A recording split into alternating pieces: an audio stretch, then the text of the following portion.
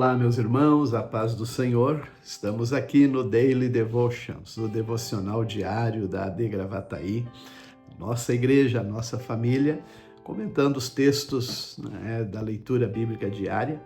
Hoje em 2 Crônicas, capítulos 35 e 36, Também vamos entrar na epístola de Paulo aos Coríntios, e estamos despedindo-nos, na verdade, de Crônicas, E desse livro de Crônicas foi muito maravilhoso ler e acompanhar todo o processo do trabalhar de Deus, com a dinastia davídica, os reis que vieram como promessa de Deus para que houvesse sempre um sucessor da linhagem de Davi, ainda que o Senhor se comprometeu com esta aliança enquanto os reis estivessem com o coração reto diante dele, sendo fiel a ele. E alguns desses reis se desviaram totalmente, mesmo assim o Senhor manteve sempre essa linhagem davídica.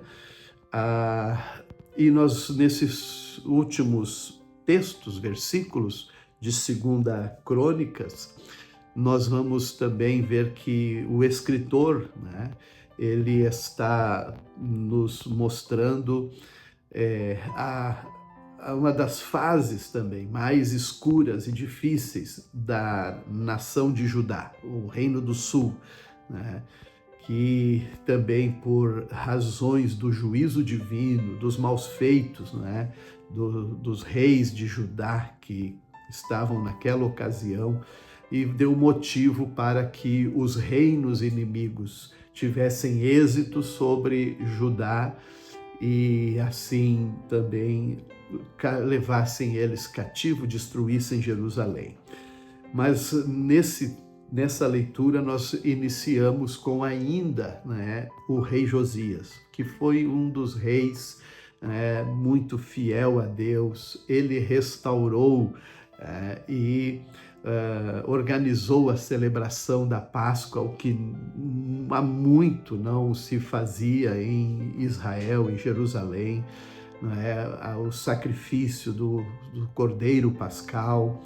E ele convocou todos os sacerdotes, os levitas, organizou toda a estrutura do culto religiosa para esse momento. Imagine que foi uma coisa tão extraordinária que quando aqui a Bíblia traz o número de animais para esses sacrifícios, foram 30.000 cordeiros que Josias deu para o povo, que as famílias precisavam oferecer, cada família o seu cordeiro, 30.000 cordeiros, 3.000 bois, era 2.600 cordeiros e cabritos, 300 bois que os sacerdotes também deram, 5.000 cordeiros e cabritos e 500 bois que os levitas deram, somando tudo isso. Foi incrível, uma festa que aqui vai dizer nunca, a Páscoa não havia sido celebrado desta maneira desde o tempo do profeta Samuel.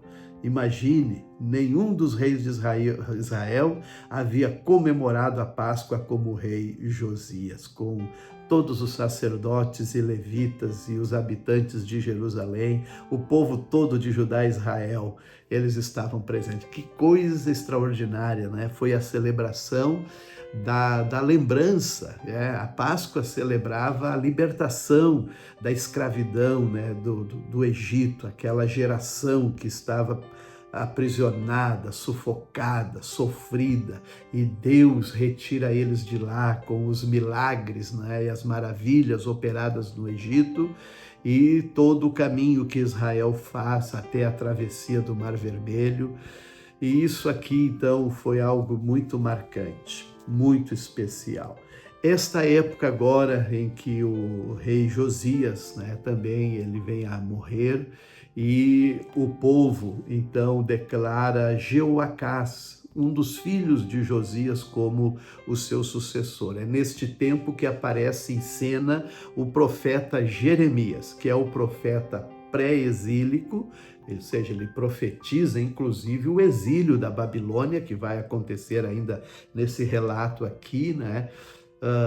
E o profeta Jeremias, tanto ele profetiza antes como durante o exílio da Babilônia, né? Mas ele não reinou muito tempo, né? Jeoacás, por apenas 3 meses. Logo, o seu filho, né?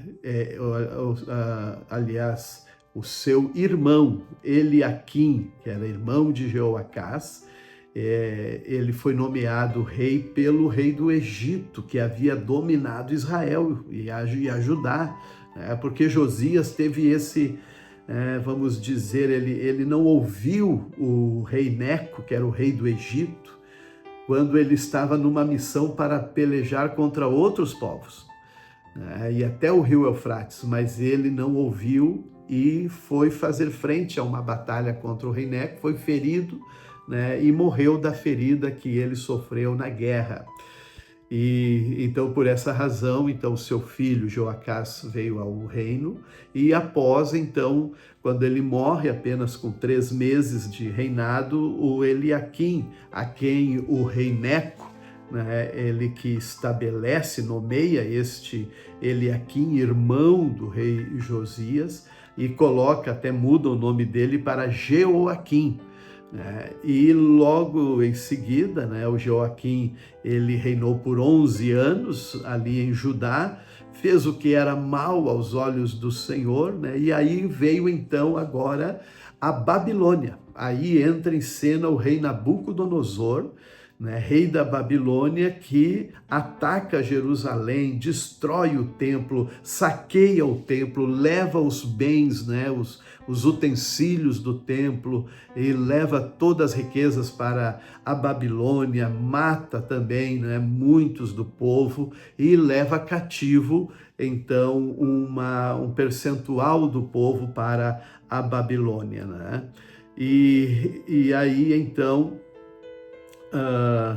ele leva prisioneiro, né, o rei Jeoaquim, e coloca Joaquim, sucessor, ali o filho de Jeoaquim, né? A gente quase confunde os nomes.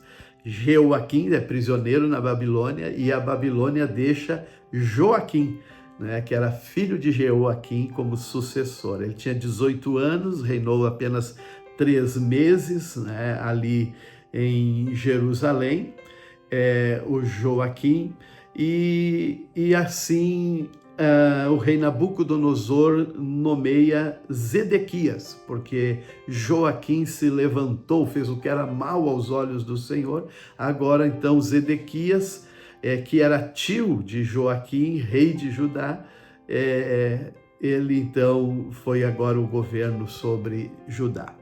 Então é muito importante considerar que aqui vai resumir, né, esta fase da Babilônia, até que o rei da Pérsia, né, ele domina e vence os babilônios, né, e chega então ao poder do mundo da época Ciro, o rei da Pérsia.